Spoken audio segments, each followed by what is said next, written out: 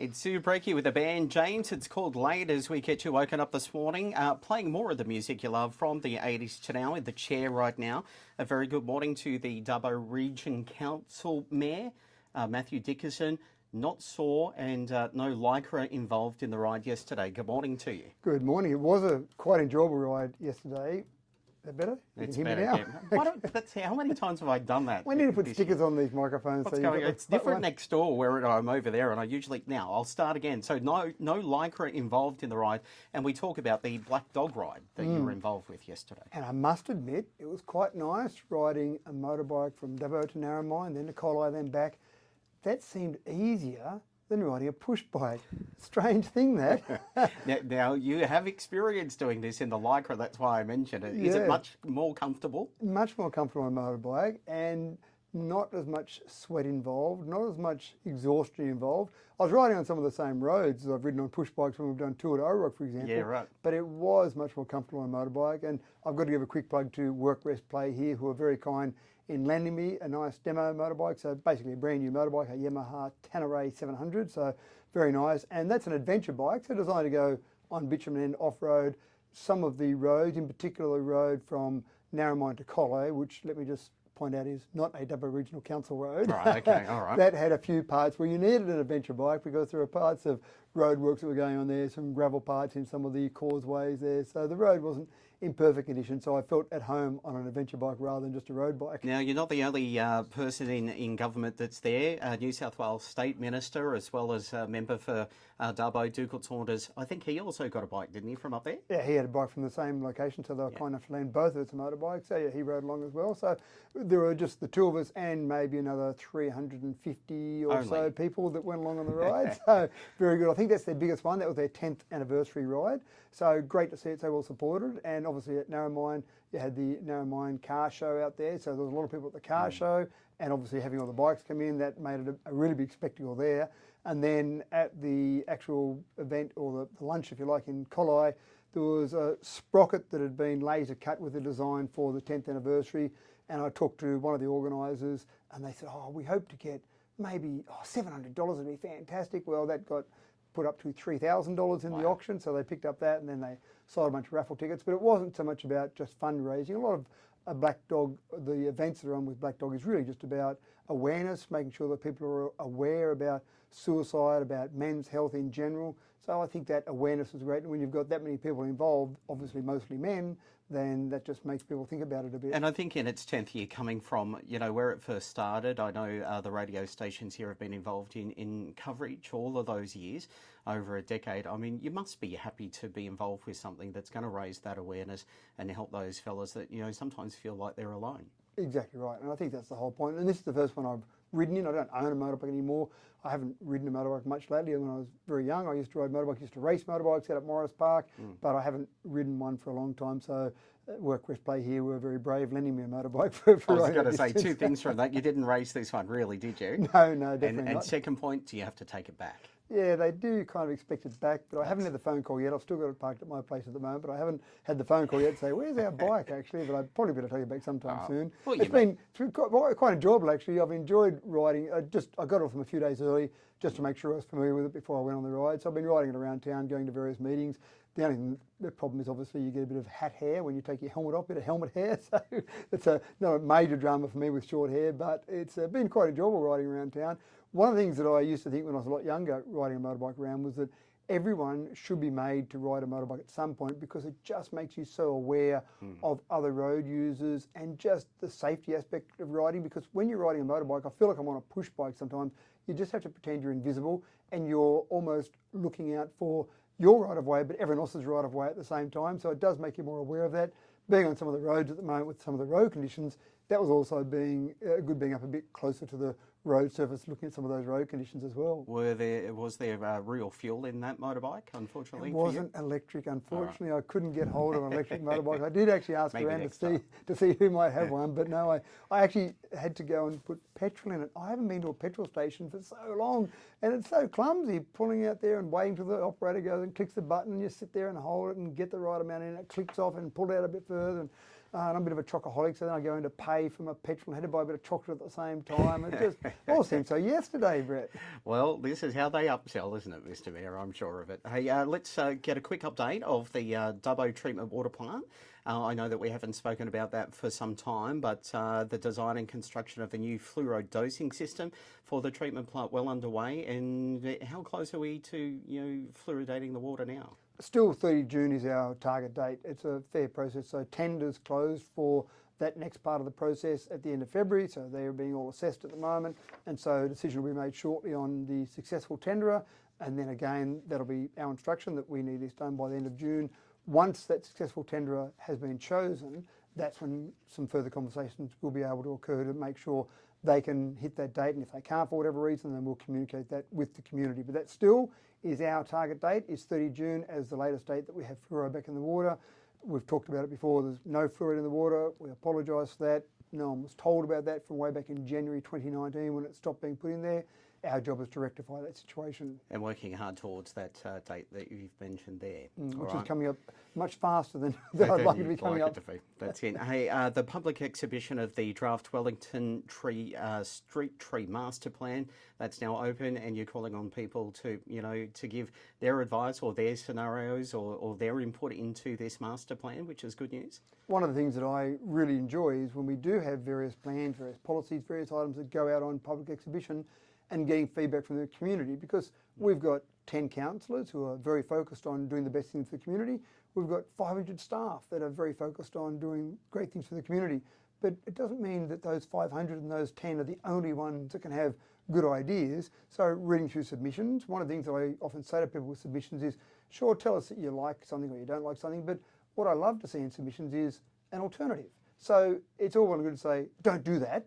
But if you say, don't do that, but here's a better idea, that's the sort of submission that I particularly enjoy, because you're just stimulating further ideas, stimulating further discussion. It's not a very negative submission to just say don't, or stop spending money on that, or spend money somewhere else, but giving those range of alternatives. And what I really enjoy is you get sometimes in an environment, might be a committee meeting, might be submissions, you get some ideas and then some other people add some of their ideas and you get some more ideas on top, and then each one builds up as a layer to other ideas, and suddenly you end up with this great idea at the end of it all, which you couldn't possibly have thought of before you started the whole process. But by getting those submissions, by listening to different people, different ideas, it stimulates better ideas, and I actually really enjoy that part of being in a decision-making process. And a recent assessment by Council says that Wellington and Montefire's tree canopy covers show that a total of 12% and 17% respectively, but you're aiming for 30% to increase that urban coverage. That's a big ask, is it? It is a big ask, and we're not aiming to go to 30% tomorrow. It's a long-term target to get to 30%, and we're doing the same in Dubbo. We're trying to increase the tree canopy here in Dubbo, and we've got various activities that we're doing to try and increase that tree canopy. As we get different climate activities and we get climate change occurring, then we know we're going to get a hotter environment, and there are various ways to change that. Going inside and turning the air conditioning on is not the best way to change that hotter environment. One of the good ways to change that is to increase your tree canopy so you actually keep the whole area just that little bit cooler by using nature to do that. So that seems like a good thing to do, but it's not always that easy because you've got lots of development that's occurred. You've got trees, you've got houses, you've got streets, you've got various playing fields, you've got a whole range of things that may not help that tree canopy, so you've got to try and work very cleverly to keep that tree canopy up. The Duke of Wellington Bridge still out of action, but you've had some vandalism out there, pulling down the safety barriers. That means that people are thinking that the bridge is now open, but it's not? No, it's not, and I do find it quite incredible when you do see safety barriers. There's some down on Trackarolli, for example, that make it quite clear that you shouldn't go along this part of Trackarolli because it's not safe. The riverbank has fallen away there, and it might fall away further at any random point in time.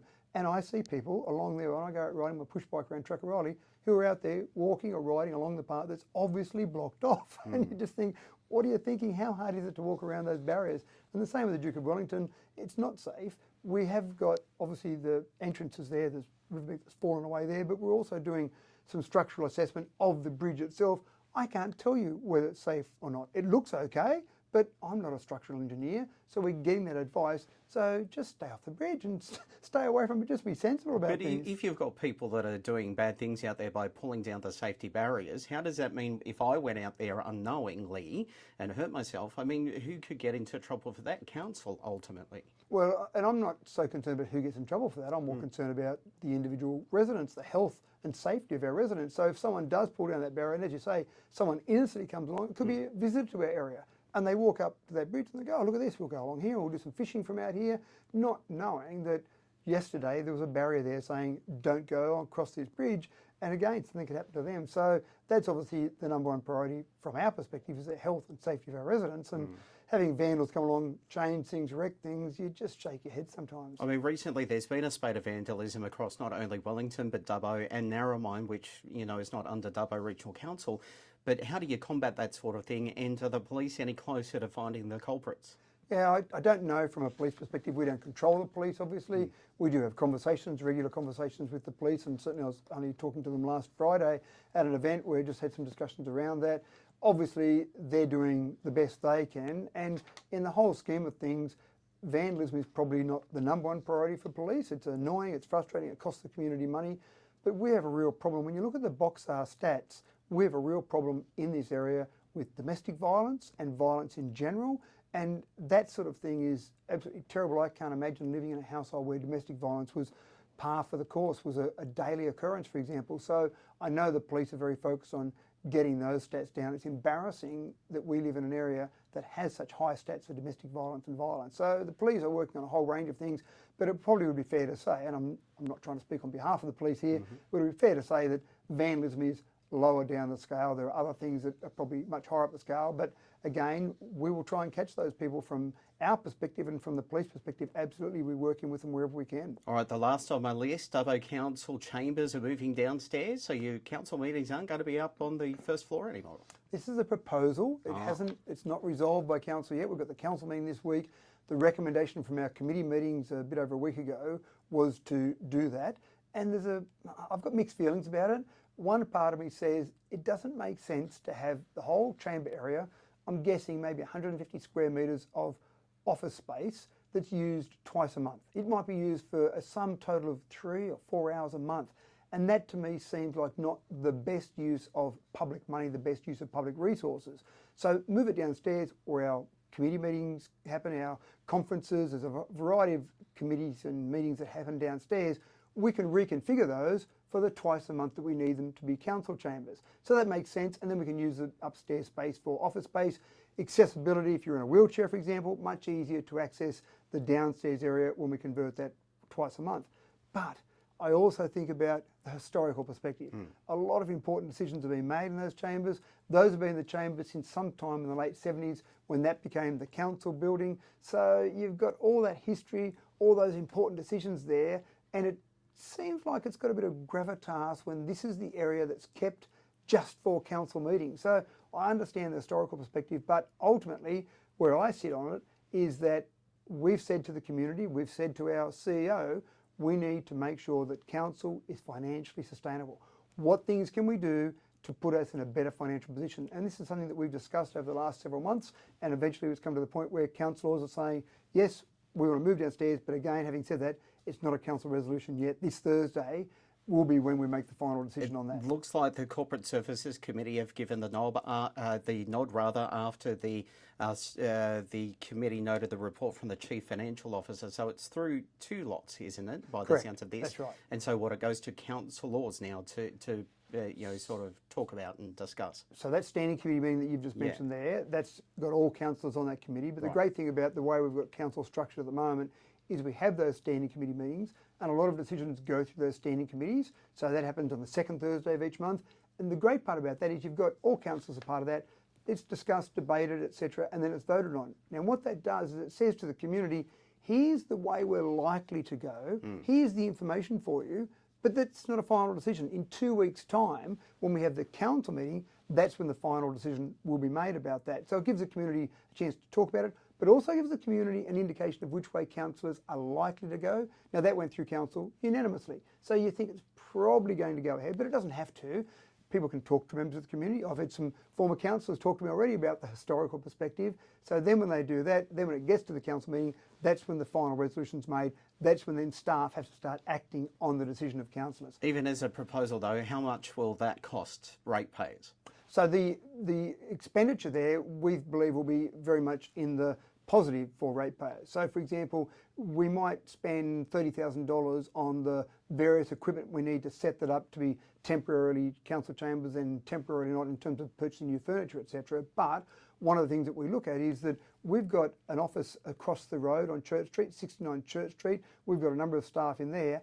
If we clear up the council chamber, we believe we could move all of our staff from 69 Church Street across to the main council building. That would free up that. We've had a valuation on 69 Church Street of about $800,000. So we could sell that. So we might spend $30,000 on furniture that's suitable for the reconfiguration, but we get $800,000. Or we could retain that building and lease it out to someone, for example, and get a return, maybe $60,000, $70,000 a year return on that. So basically, yes, you spend a little bit, but by freeing up that space, we'll be way in front financially, which is, again, what we've said to the CEO. This group of councillors are very focused on making sure we get in a better financial position, and we've still got the scars from the $20.3 million loss that the last council incurred over the last 3 years of its operation. We've said we don't want to be doing that. What can we do to make sure we are financially in a better position? And this is just another one of those activities. And that'll be voted on Thursday? Thursday at the council meeting, exactly right. Right, it'll be interesting to find out how that goes. You're thinking yes?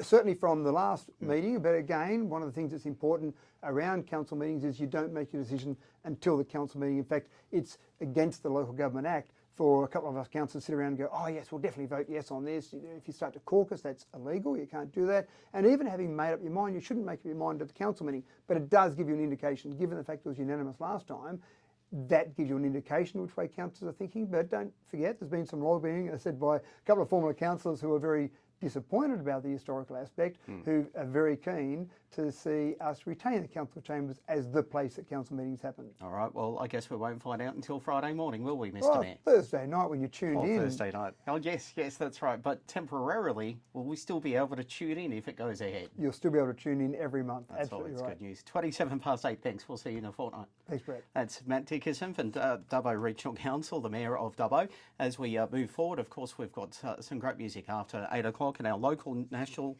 and local, now I buggered that all up, our national and local news update. Thank you.